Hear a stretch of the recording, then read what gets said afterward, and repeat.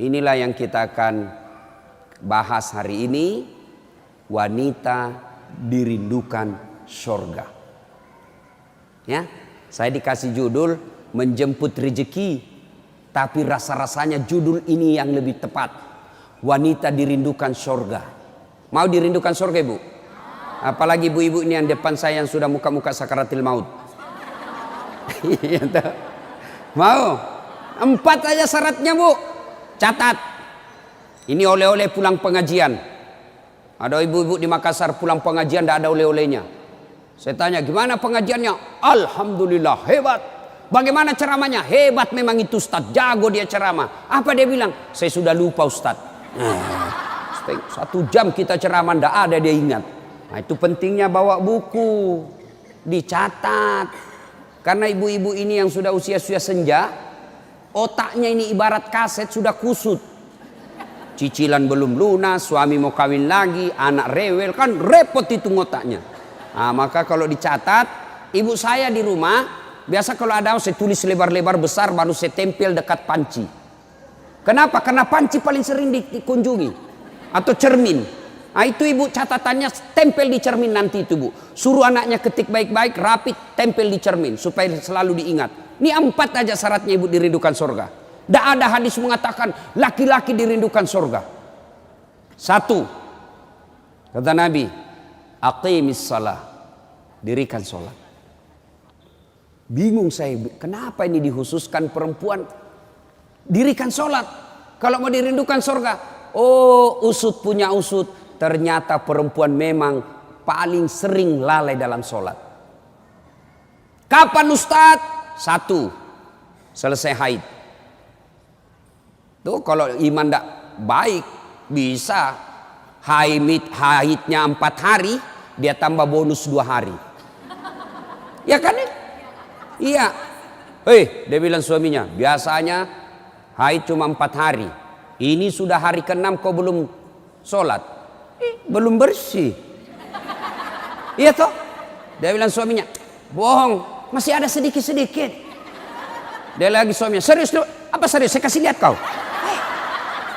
Iya toh? Nipu diri sendiri. Malah dia nanya sama saya, Ustadz, katanya kalau selesai haid subuh baru mulai sholat. Subuh kesiangan. Dia bilang, ya sudah, besok lagi saya sholat. Tidak boleh. Duhur bersih, duhur sholat. Isya bersih, ibu nih sudah maghrib. Begitu mandi, rasa-rasanya saya sudah bersih. Jam 10 malam bersih, wajib mandi junub. Selesai sholat. Tidak boleh nunggu isya, subuh. Ini yang banyak ini, isya. Padahal sudah bersih, malamnya dia cek, sudah bersih nih. Jam 10, sudah bersih. Mandi, sholat. Meskipun sudah jam 11 malam. Ya, apalagi nifas. Ini banyak yang salah paham nifas. Katanya nifas harus 40 hari. Siapa yang bilang? Nifas itu tidak harus 40 hari. Bisa jadi lebih 40 hari. Bisa jadi cuma 10 hari. Tergantung ibu bersih atau tidak. Ada teman saya selesai melahirkan istrinya, dia pergi beli Indomie 1 dos. Saya bilang, apa hubungannya? Ini kan isinya 40 bungkus Ustaz.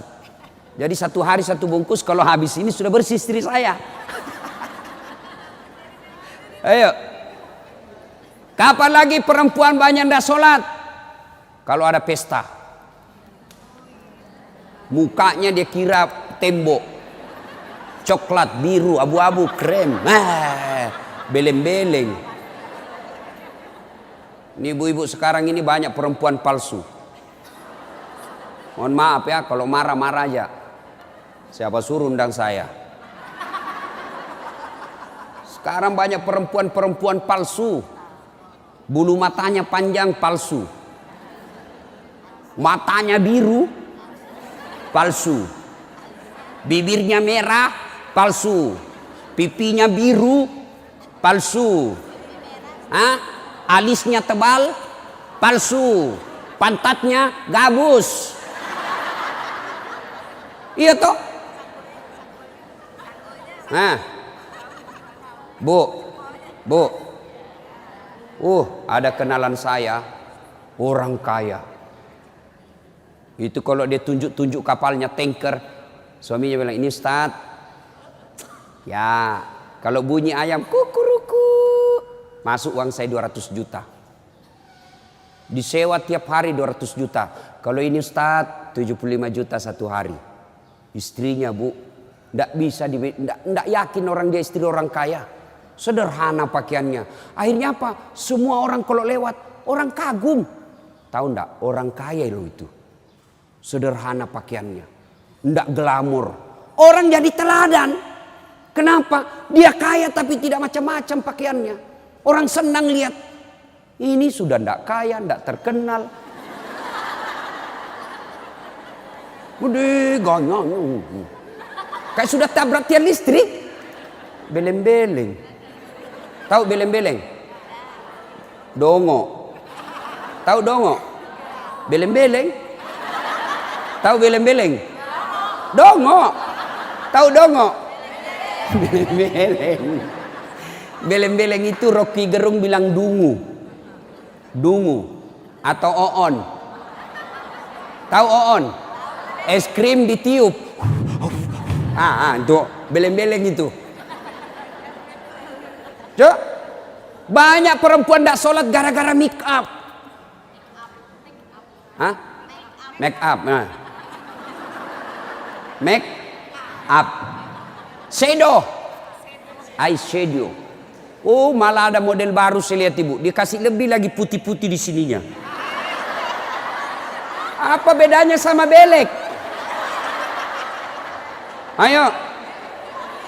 Sekarang ini kita dibodoh-bodohi sama artis. Memangnya artis idola kalian? Yuk, ada lagi yang lebih beleng-beleng. Dikasih lebih lagi alisnya sini nih. Ada lebihnya sedikit naik. Gini modelnya. Saya bilang kenapa lagi dikasih lebih? Dia bilang seperti artis Korea. Bleh! Artis Korea baru sudah pensiun. Bleh! Apa ini dibodoh-bodohi sama make up?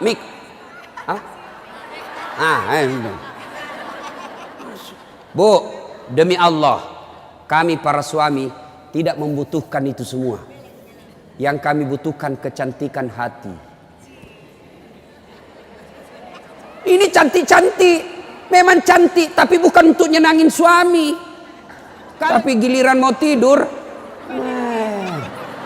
ndak sikat gigi, daster 3 hari ndak dicuci, kelihatan bulu ketek, muka dikasih bedak kencur, dikasih bawang matanya, ngorok. Bagaimana suamimu ndak menderita? Giliran mau pergi pengantin, Masya Allah, cantik betul. Ibu untuk apa cantik-cantik ini? Biar ibu mondar-mandir macam-macam, tetanggamu tahu ini tetangga saya. Andai koroba cak menjadi selebriti, mukamu tidak dikenal orang kaya artis Korea, oke lah. Tapi biar diapain orang tahu juga, tetangga saya ini. Udahlah, apalagi ibu yang rajin majelis taklim. Tiap minggu, tiap pekan hidup pengajian. Tapi tidak ada perubahan itu. Rugi. Habis waktu. Tidak ada guna. Mending tinggal di rumah tidur. Majelis taklim. Sudah 4 tahun majelis taklim. Tiap pekan dengar pengajian. Tapi make upnya malas dia sholat. Yang disenangi Allah cantik hatinya. Kalau hati cantik meskipun muka tidak halus, orang senang. Ya. Gara-gara mikam tidak sholat. Jadi bagaimana solusinya Ustadz? Kalau pengantin, mau pengantin, gimana solusinya? Wudhu dulu, baru tancap, sudah itu tahan kentut. Biar sudah wudhu, batal. Sedikit aja keluar Ustadz, batal. Nggak habis Ustadz, batal. Bagaimana? Nah, apalagi yang membuat orang ibu-ibu nih banyak ndak sholat. Selesai haid, nifas, make up. Yang keempat apa? Jilbab. Banyak ibu-ibu malas sholat gara-gara jilbabnya susah dipakai. Jilbab sakaratil maut. Saya ibu sudah keliling-keliling ceramah. Mana-mana saya ceramah. Saya ke Filipina Selatan, jilbabnya orang Melayu sana, segitiga saja, satu peniti, selesai. Malaysia juga begitu. Saudi malah satu lubang masuk, selesai. Tapi coba lihat jilbabnya ibu Indonesia. Ngeri bu. Ada kayak ada talinya 2 meter, diikat-ikat. Disimpan di lehernya. Itu diikat lehernya. Lalu dikasih kembang. Sudah tidak bisa goyang itu lehernya. Nah, iya toh? 3 lapis. Ini penutup kepalanya 3 lapis. Ada kuningnya, abu-abu, coklat. Dikasih mereng lagi sedikit. Coba. Lalu ada kayak pohon di belakang. Biasa kalau ada pengganti. Gimana caranya dia pakai ini ya? Nah, sudah diikat lehernya. Pakai pula rok yang sempit. Rok sempit. Jalanlah dia. Dia bilang suaminya, buru-buru bu. Katanya, tunggu sebentar pak. Beleng-beleng. Beleng-beleng. Coba kalau lebar, kan enak lari dikejar anjing.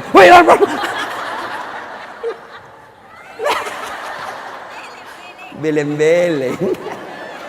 Ayo, Bu, sudah berapa tahun majelis taklim? Sudah berapa tahun hadir pengajian sini? 5 tahun.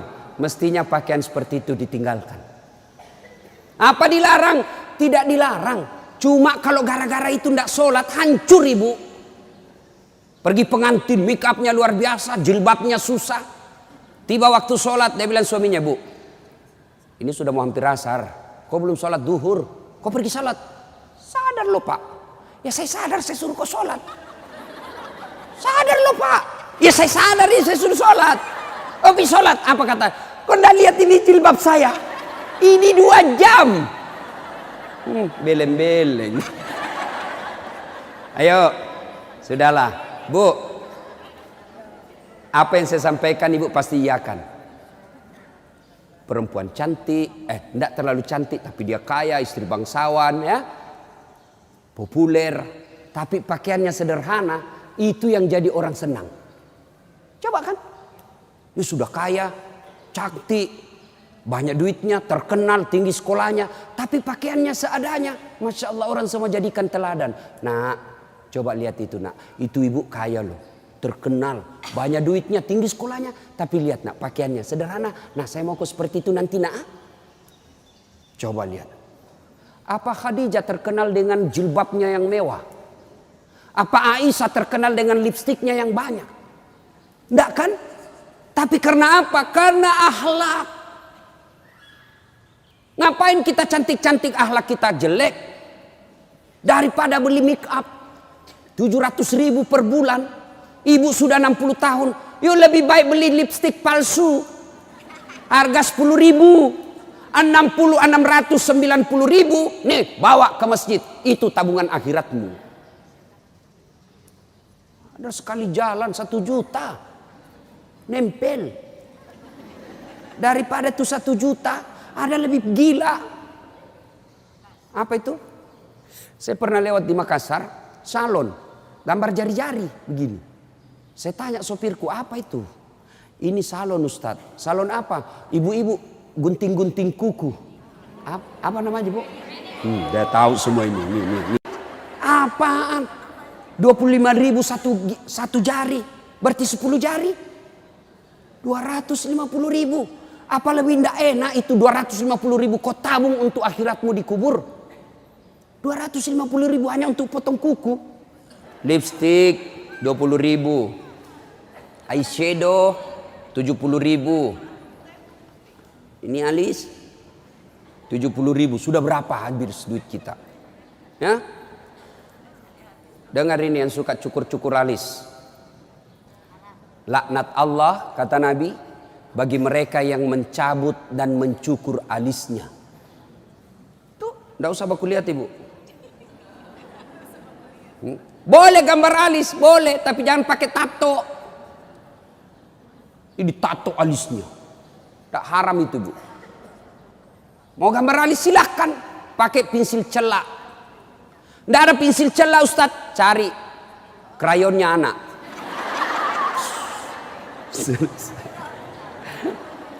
Nah ya, kalau ada pengantin, ibu-ibu silakan make up, tapi jangan berlebih. Jangan gara make up dan jilbab ibu tidak sholat padahal sudah 5 tahun majelis taklim. Auzubillah min zalik. Tidak ada gunanya itu. Maka tunaikan sholat dengan sebaik-baiknya, ibu akan dirindukan oleh surga. Saya sudah sholat Ustadz, kenapa hidup saya masih susah? Berarti sholatnya belum sempurna.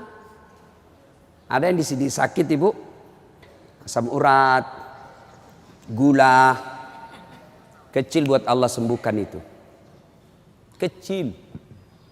Apa susahnya Allah sembuhkan penyakit itu? Kecil. Cuma kadangkala ketika kita sakit kita lupa Allah. Kita lebih senang ke dokter. Emang dokter yang sembuhkan penyakit? Ya. Mohon maaf kalau ada dokter di sini. Sampai detik ini saya belum pernah ketemu dokter yang hebat. Kenapa? Begitu saya ke dokter, saya juga yang kasih tahu penyakitku. Iya toh? Assalamualaikum dok. Waalaikumsalam Ustaz. Masih sini Ustaz. Kenapa Ustaz? Mencret-mencret dok. Mules terus perutku dok. Kenapa bisa? Dalam hatiku, ya urusanmu dong, kan kau dokter. Masa saya kau tanya? Yang hebat kalau baru muncul, Ustadz pasti mencret. Itu yang hebat. Tapi kan tidak.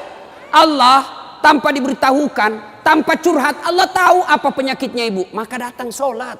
Sudah itu sholat, sudah itu sholat, sudah itu sholat, baru ke dokter. Ayo perbaiki sholat ibu. Tidak ada susahnya Allah kasih dunia. Ustaz, saya sudah 30 tahun rantau ke Jogja. Tidak bisa beli rumah Ustaz. Masih ngontrak-ngontrak. Tidak usah cari capapnya. Periksa sholatmu. Saya sholat Ustaz. Kok begitu hidupku? Berarti belum ikhlas. Mana buktinya belum ikhlas? Suka nunda-nunda sholat. Asar sholatnya dekat duhur. Duhur sholatnya dekat asar. Berarti ibu perhatikan dah.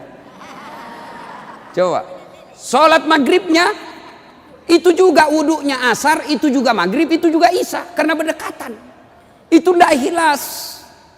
Sholat Ustadz, betul ibu sholat, tapi pakaiannya itu juga dipakai masak, itu juga dipakai bertetangga, itu juga dipakai ke pasar, itu juga dipakai tidur, tidurnya ngiler lagi.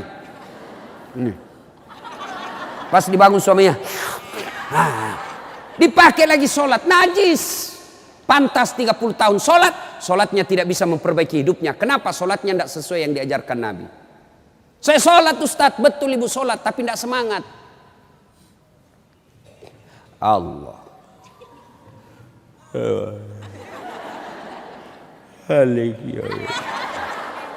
Iya kena.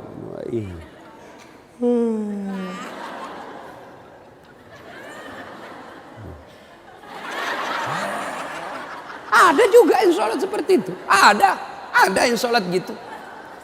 Allahu Akbar. Sholat kayak ditiup angin.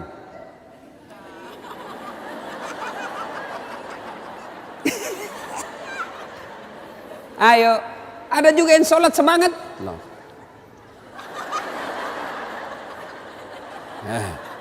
Ketawa karena ibu membayangkan diri sendiri. Ada juga yang sholat cari duit. Allahu Akbar. Iya kena budu. Duit saya tadi 100. Beli sayur 50.000. Beli pulsa 20.000. Allahu Akbar. Mana yang 30 ya? Subhanallah. Selamat. Oh di bawah sadel lah. Sepanjang sholat cari duit. Apalagi ibu sholat sambil masak. Canggih betul ini. Allahu Akbar. Tiba-tiba bau hangus. Allahu Akbar. Pantas 30 tahun sholat. Maka majelis taklim yang baik, majelis taklim yang faedah, majelis taklim yang manfaat, ada perubahan setelah dia ikut majelis taklim. Mungkin sebelum majelis taklim seperti itu sholatnya. Pulang majelis taklim tidak seperti itu lagi. Ada perubahan. Ya. Karena juga itu majelis taklim saya lihat lomba baju seragam. Malah ada yang curhat sama saya, Ustadz bubar saya majelis taklim Ustadz. Kenapa? Belum lunas seragam kita, ada lagi yang baru. Nah, itu. Padahal yang mau beli pengat seragam ini ya pengurusnya. Pengurusnya hanya 5 orang aja. Ya, yang kaya-kaya. Ini aja yang berdiskusi 5 orang. Ini jelek mulai kabur, nih ada nih yang baru, ganti lagi. Orang belum lunas diganti lagi. Majelis taklim yang baik bukan yang banyak seragamnya, tapi yang tambah ilmunya, tambah akhlaknya. Itu yang baik. Ya. Perbaiki sholat. Bu ya. Bu. Sholatullah Mullah ala toha Sholatullah salamullah ala yasin habibillah. Biasanya kalau saya ceramah ada air di samping saya. Cari-cari ini dilupa ini panitia. Satu ya. Satu ibu. Sholat. Maka ibu. Halo ibu. Ibu ndak usah cemas kalau anaknya ndak tahu bahasa Inggris. Ibu ndak usah cemas kalau anaknya ndak tahu bahasa Korea. Ibu ndak usah cemas kalau anaknya ndak punya kerja, pengangguran. Ndak usah cemas. Yang ibu cemaskan kalau anaknya sudah mau dilamar masih tidak sholat. Itu yang ibu perlu cemaskan. Ya, kan ibu-ibu sekarang hebat betul anaknya Ustadz. Kenapa? Tuh masih SD sudah pintar bahasa Inggris. Apa hebatnya? Banyak yang begitu. Nggak percaya? Ibu ke Inggris. Demi Allah bu, anak-anak di sana baru belajar bicara pakai bahasa Inggris. Apa yang hebat? Banyak yang begitu. Yang hebat anaknya ibu, sampean punya anak, panjenengan punya anak, pergi majelis taklim, pergi ke pasar, anaknya yang masih SMA nelpon ibunya, matur nuwun bu, ini sudah duhur, bu sudah sholat enggak? Ibu sudah kaya itu. Asar lagi nelpon lagi anaknya, mak, lagi di mana mak? Masih di tempat kajian nak, masih di tempat arisan. Mak, ini sudah asar. Jangan sampai ibu sibuk ngurus arisan lupa sholat. Itu anakmu yang kaya. Pernah di SMS begitu anaknya bu? Pernah? Paling di SMS, mak kirimi pulsa. Maka ibu dari kecil anak-anak diperkenalkan sholat. Ya, mau dirindukan surga, syarat pertama aqimis shalah, dirikan sholat. Tidak cukup yang 5 waktu, tambah sunnah. Sunnah apa Ustadz? Yang sederhana. 1, sholat sunnah duha. Ibu-ibu, ada enggak di sini yang punya tanah 1 juta hektar? Anda usah 1 juta. 100 hektar ada di sini bu? Ada? Enggak ada. Tapi ibu mau enggak punya harta lebih dari 100 hektar? Lebih dari 1 provinsi. Mau? Itulah sholat sunat fajar. Ayo, 2 rakaat sebelum ibu sholat subuh. Itu nanti ketika ditimbang kata Nabi, yang 2 rakaat ini lebih berat 2 rakaat ketimbang dunia dan isinya. Tuh sholat duha, sholat fajar. 2 rakaat. 2 rakaat saja ibu. 2. Coba. Sudah pagi-pagi. Anak sudah pergi sekolah. Suami sudah pada bekerja. Pekerjaan rumah sudah tuntas. Jam 8, jam 9. Yuk sholat duha. Sholat duha. Bagaimana caranya? Sama sholat sunnah biasa. Bedanya niat. Nih yang biasa ibu-ibu tanyakan. Ustadz apa niatnya? Bu. Niat itu bukan bahasa mulut. Niat itu bukan bahasa lisan. Niat itu di sini. Usolli itu hanya ulama Melayu yang ngajarkan. Mau pakai boleh, tidak mau pakai sah. Coba lihat orang Arab kalau ibu pergi umroh. Coba lihat umumnya orang Arab. Jalan, berdiri langsung Allahu Akbar. Iya toh? Kalau kita kan lama dulu ibu, loading.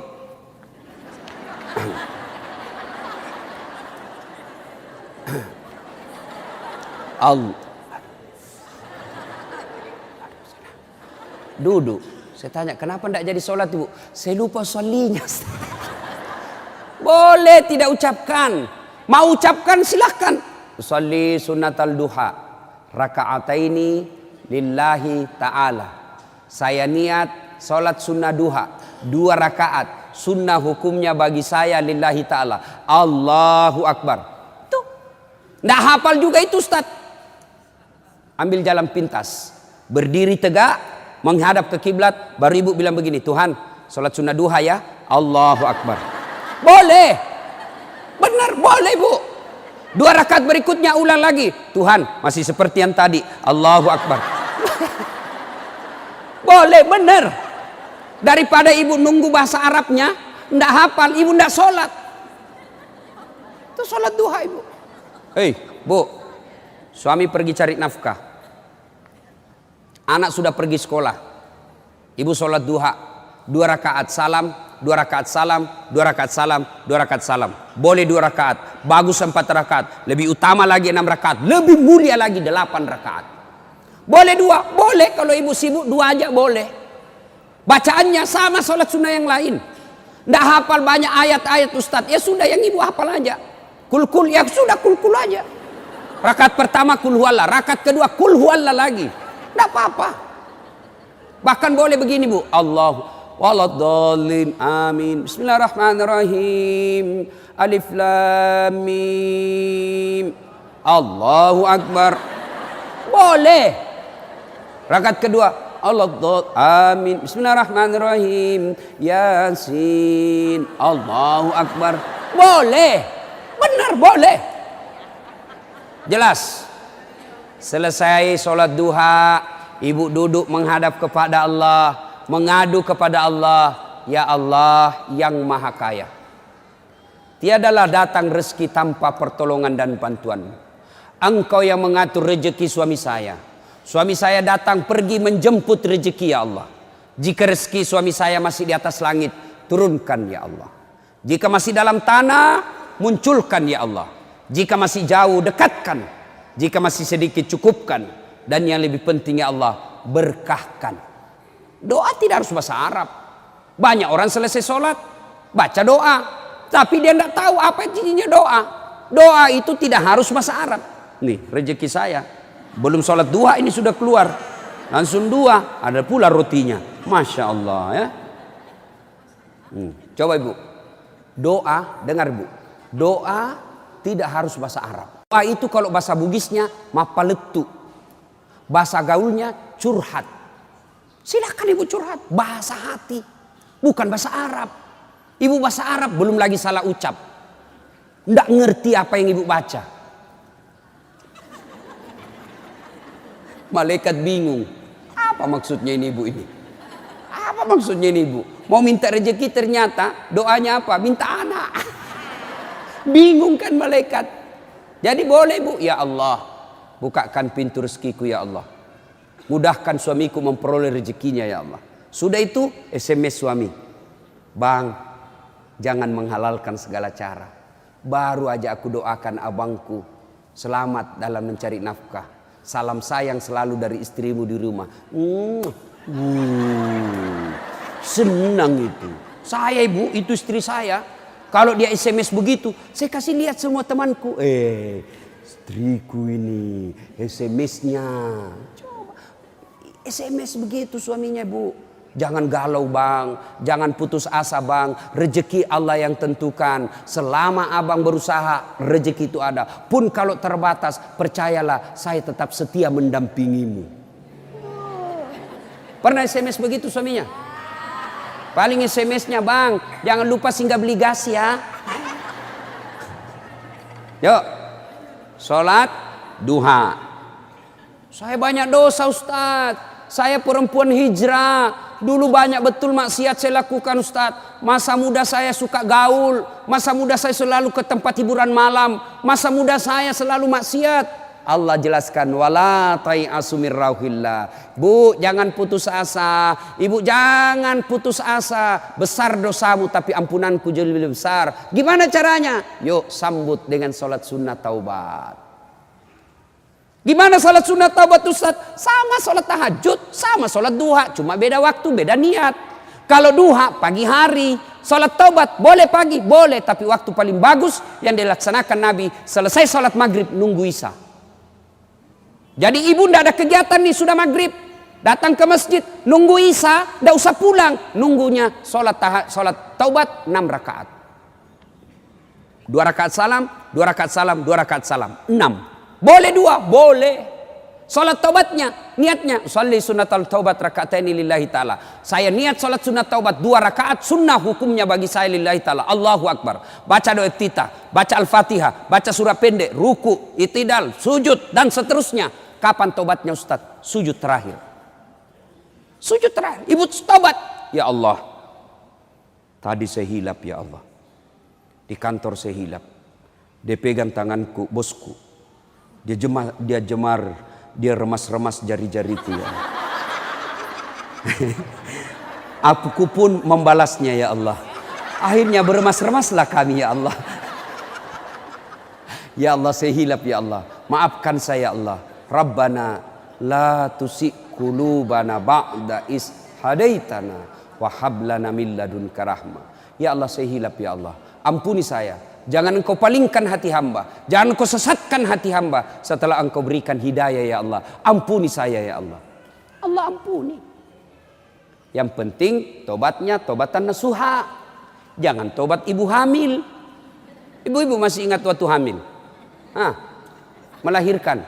Ingat waktu melahirkan? Tidak mau lagi saya Pak. Tobat. Hancur saya Pak. Tidak mau lagi saya. Terakhir ini saya hamil, terakhir Pak, tidak mau lagi saya hamil. Terakhir tidak mau lagi. 6 bulan kemudian, hamil lagi. Ya, nah banyak jenis-jenis sholat sunnah, tapi lain waktu kita laksanakan, lain waktu kita lanjut. Pertama, dirindukan surga, dirikan sholat. Yang kedua, kata Nabi, wasyamu Ramadan. Berpuasalah di bulan suci Ramadan. Alhamdulillah, tuntas puasa Ramadan. Tapi jangan puas sampai di situ Bu. Maka kita lanjutkan dengan puasa Senin Kamis. Ya, puasa yang paling baik. Puasa yang tidak pernah ditinggalkan Rasulullah. Puasa Senin Kamis. Bu-ibu nih yang agak lebih berat badannya. Bukan gemuk, cuma perbandingannya kurus. Bukan.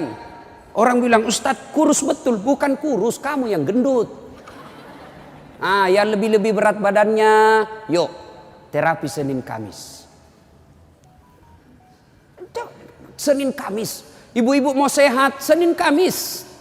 Bagaimana? Mulai Kamis ini jangan pernah lagi lepas puasa. Bangun, makan sahur. Ternyata jam 9 lupa kalau puasa, makan aja. Terbiasa kan setiap pagi kita sarapan. Nah Kamis ini kita mulai. Karena kebiasaan kita bertahun-tahun sarapan. Ya sarapan makan. Begitu lagi selesai. Wih, Kamis. Ternyata saya puasa. Lanjut. Boleh. Yang tadi 1 mangkuk rezeki. Ibu lupa. Ternyata siang makan lagi. Wih, Kamis. Puasa. Lanjut lagi Bu. Benar ibu lupa. Lanjut. Boleh. Ternyata asar. Ada lagi kasih es cendol. Saya puasa. Sudah rezeki ibu itu. Yang penting betul lupa. Saya sering begitu ibu. Lanjut. Karena saya lupa. Orang lupa tidak kena hukum. Tiba-tiba saya diajak makan coto. Ustaz coto. Namanya kita senang ditraktir. Begitu habis. Saya puasa rupanya. Tidak apa-apa. Lanjut. Boleh. Yang tidak boleh, ibu misalnya kan? Misal. Bismillahirrahmanirrahim. Misal sudah di dalam nih. Sudah ada di dalam, baru sadar, saya puasa. Jangan bilang terlanjur. Batal. Batal itu. Maka kalau dia sudah di dalam mulut, langsung ingat saya puasa, muntahkan. Cuci. Sah. Biar ibu 3 kali makan dalam sehari. Yang penting betul-betul lupa. Begitu kan. Ma makan puasa. Oh iya nak. sah. Coba ibu besok, mulai hari Kamis ini. Ternyata jam 10, jam 11 lolos, jam 12 masih bisa, jam 1 enggak tahan. Datang tetangga bawa kue, nyaman lagi. Wah, sudahlah, ya sudah buka. Dari jam subuh sampai jam 1 ibu sudah dapat pahala. Cuma sayang kalau sudah jam 2 rusak bu, ibu betul-betul imannya lemah. Masa sudah setengah jalan masih mau buka. Tapi pun kalau buka karena sakit silahkan buka. Sudah dapat pahalanya itu. Coba mulai Kamis ini. Itulah yang disebut majelis taklim yang sukses. Ada perubahan tiap pekannya. Ada perbaikan tiap bulannya. Tahun lalu belum biasa Senin Kamis. Tahun ini terbiasa Senin Kamis. Majelis taklim yang manfaat. Ya, Senin Kamis. Yang ketiga, karena waktu yang sangat terbatas, ini dirindukan oleh surga. Apa itu? Menaati perintah suami. Ini yang berat ini. Taat sama suami ini berat. Bu, berat. Bu, dengar ibu. Ada pada zaman Nabi, bertetangga nih. Tiba-tiba ibu yang tetangganya ini wafat ibunya. Maka tetangganya datang. Misal nih, dia bertetangga. Meninggal ini tetangganya, dia datang panggil anaknya, anak tetangga. Bu Haji, emak sampean wafat. Datanglah membesuknya. Mulai dari sakit. Mohon maaf Bu, saya tidak bisa besuk ibu saya. Saya tahu sakit, tapi suamiku keluar. Saya dipesan tidak boleh pulang, tinggalkan rumah sebelum pulang. Pulang yang utusan. Sakaratil maut sudah ibunya, datang lagi. Bu, ibu sampean sudah sakaratil maut. Datanglah kau besuk. Mau sekali, tapi mohon maaf suami saya belum pulang. Pulang lagi utusan. Wafat ibunya. Bu, yang terakhir kalinya, bumu sudah wafat, maka mau dimakamkan, kau datanglah sekali aja sebelum dimakamkan. Apa kata ibu? Mohon maaf suami saya belum pulang, saya dilarang keluar sebelum pulang. Saya doakan ibu saya dimakamkan. Tidak datang ini anaknya. Marah ini utusan. Dia datang kepada Nabi melapor. Ya Rasulullah, keterlaluan betul itu tetangga saya. Mulai dari sakit, sakaratil maut, sampai wafat, dimakamkan, tidak datang besuk ibunya. Saya 3 kali datang memanggilnya ya Rasul. Nabi kata, wih, nak durhaka betul itu. Kok bisa begitu? Kenapa bisa?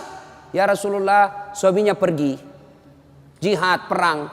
Dipesan sama suaminya, jangan pernah tinggalkan rumah sebelum saya pulang.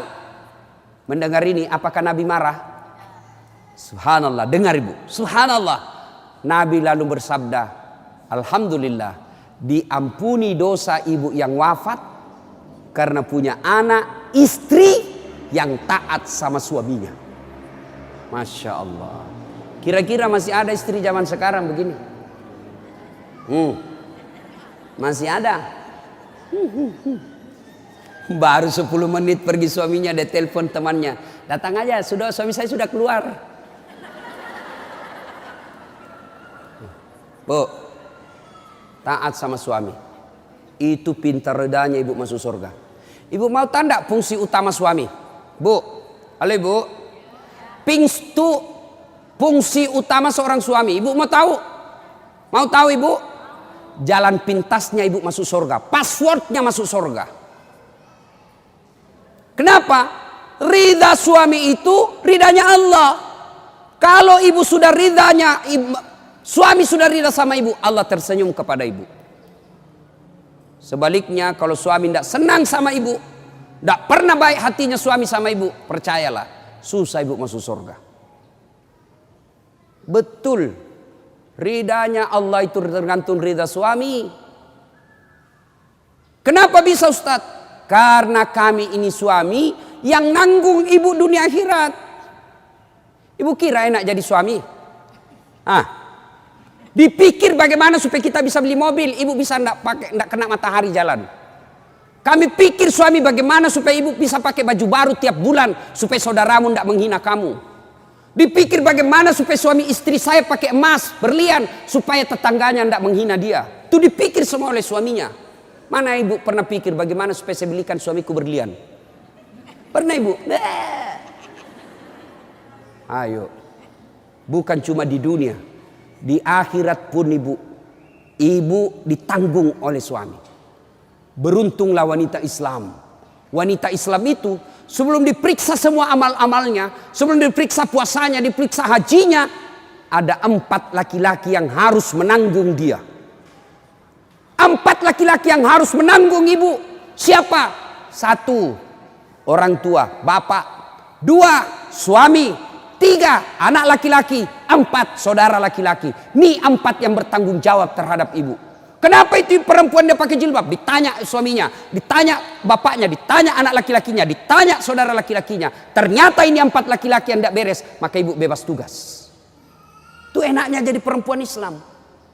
Beda kami laki-laki.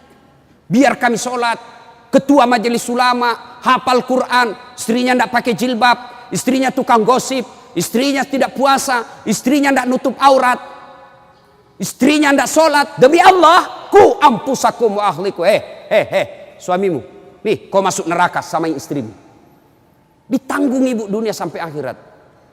Suamiku tukang selingkuh, Ustaz. Suamiku pemabuk, suamiku tukang tipu, suamiku koruptor. Tidak ada hubungan, dia yang tanggung dosanya. Ibu kalau baik agamanya, tadkhulul jannati bisalam. Kata Nabi, nih 7 pintu surga. Ibu pilih mana yang ibu mau masuki. Tidak ada urusan dengan suamimu. Itu enaknya. Jadi ibu jangan suka ngomel-ngomel. Beruntunglah ibu menjadi wanita Islam. Supaya sekali ngeluh, suami saya Ustaz. Ini lebih parah lagi, dia curhat di Facebook. Ada juga ibu-ibu sekarang suka sekali ungkap aib suaminya di medsos. Di mana di kau? Tak kusangka kau begitu. Kesepian banget, pret. Apa yang begini? Ya, ibu taat perintah suami. Paspornya ibu masuk surga, ridha suami. Tapi kalau ibu durhaka sama suami, susah. Perempuan sekarang kan banyak tidak hormat sama suaminya. Ketika Nabi Isra Mi'raj kan diperlihatkan. Masuk Nabi surga, Masya Allah banyak betul penghuni perempuan. Begitu Nabi masuk neraka, na'udzubillah min zalik, lebih banyak lagi perempuan di neraka. Lalu ditanya Nabi sama sahabat, kenapa bisa begitu ya Rasul? Ada 2 kelemahan perempuan. 1, tidak bisa tahan mulutnya cerita kejelekan orang. Yang kedua, dia tidak taat dan tidak mensyukuri suaminya. Itu sebabnya. Kalau ibu pandai mengendalikan mulut tidak cerita orang, yang kedua taat sama suami, gampang ibu masuk surga. Cuman kita kan ini penyakit kita. Datang begini masih gosip tuh. Damai tapi gersang.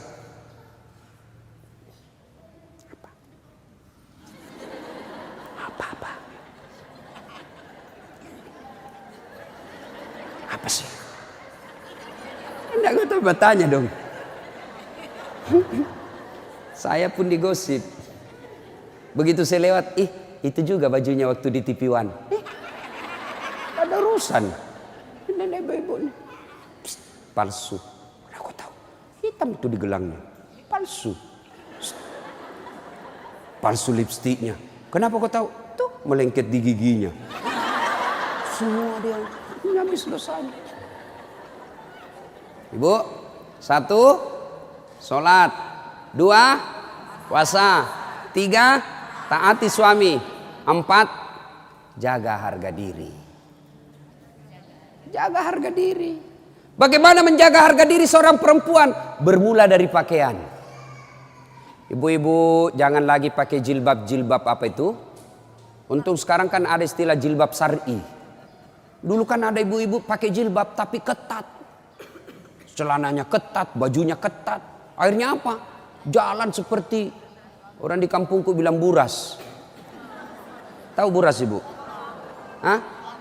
Lontong. Lontong. Coba lontong kalau dibuka kan masih ada kentara itu anunya, bekas-bekas ikatannya.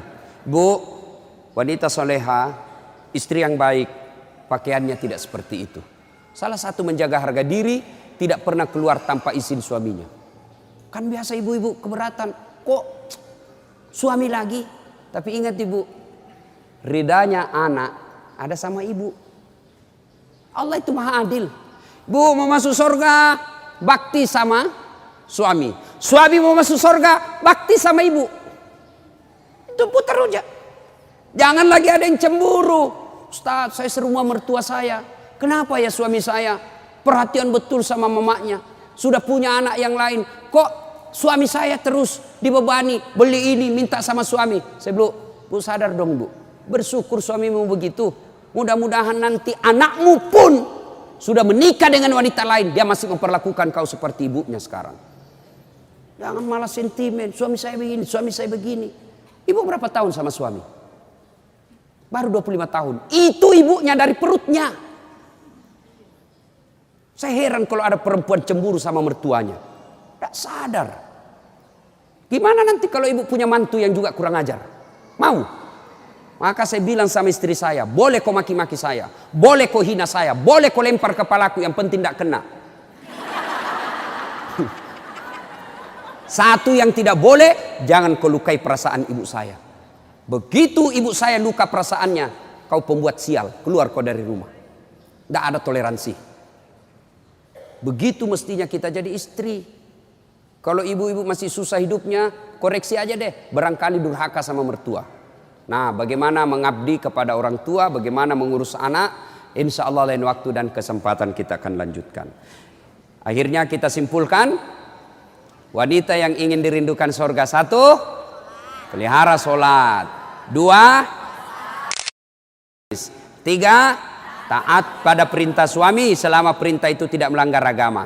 Yang 4, jaga harga diri. Insyaallah kalau ini kita lakukan, maka Nabi jelaskan, silakan masuk surga, tadkhulul jannati bisalam. Silakan masuk surga dari pintu mana yang ibu mau suka. Subhanallah. Inilah tausiah kita, mudah-mudahan ada manfaat. Terima kasih Ibu Li yang berkomunikasi kepada saya selama ini. Mohon maaf jika selama ini ada komunikasi yang tidak berkenan, dan terima kasih sehingga saya punya ladang amal untuk datang di tempat ini. Mudah-mudahan ada manfaat. Ibu-ibu masih mau dengar ceramah saya? Masih?